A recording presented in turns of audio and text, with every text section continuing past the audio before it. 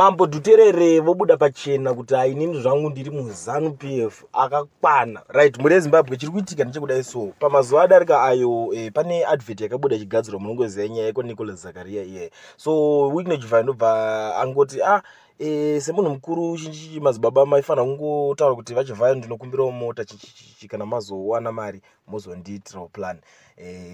Zvichakadaro madzibaba ndokubva vapindurawo nemhinduro inonyoro chiti no kana musina kunyazonzwisisa message ndinorombo I'm sorry ndandisina kudaro because inini handipo pakuudzira vapfumi kuti voshandisa sei mari dzavo. Ndo zvinhu zvakaitika paningiyo. So vachivhayo sezvisinewo vakabva vangotengera pasina wiki vatengera madzibaba Nicholas Zakaria mota. Mambo Dhuterere ndobva vaidairira nyaya vakati inga chinji vachi korokotedza madzibaba Nicholas Zakaria vachitora kuti madzibaba Zakaria zvavakaita zvekuningirina zvekuti vatona kuti munhu ana kunzwisisa ndobva vatowedzera kukumbira ruregerero zvinhu zvakanaka and stuff.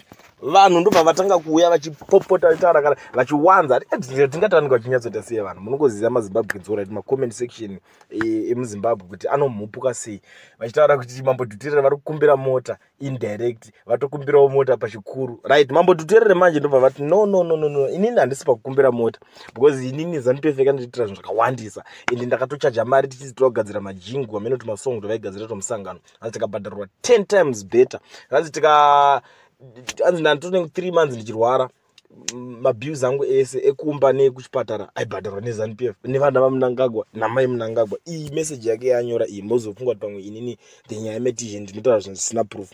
Right, obva nyora zvikanzi Mambo hanzi Mambo vakumbira pachikuru. Truly speaking, I will be so ungrateful. We were paid 10 times mari yatanga tachaja kusvika kumuridzi wemabit. I heard he bought himself and the guy waakauya naye a new car. Ini ndo pane yandakatengera madam kombi Astra Music wempana vaanoimba naye bought his first ever car from that deal one jingle, but we end up tava two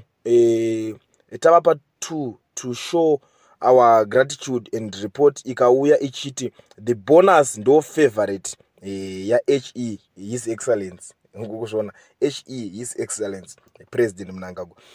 I haven't been feeling well for a while and they've been taking care of bills kumbane kuchipatara from 3 months before elections till now, which wasn't part of the deal but from their hearts. Imagine receiving call from First Lady asking Wanangu, how are you? Come kumba for dinner when free.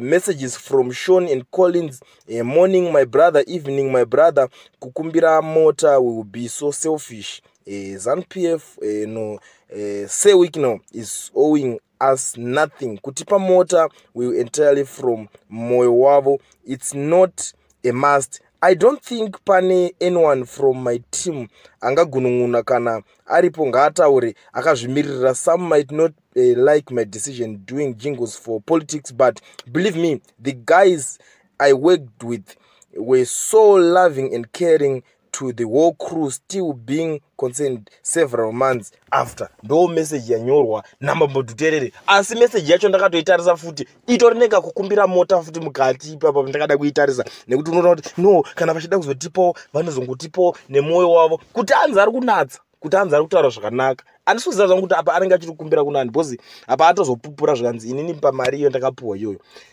ndo pane mari ndakatenga kombi ndakatengera madam. Pane chikombi chakatengera madam wake chaichiningirini munochiziva chikombi yacho chinoita 12,000 yecho chakatengera madam wake.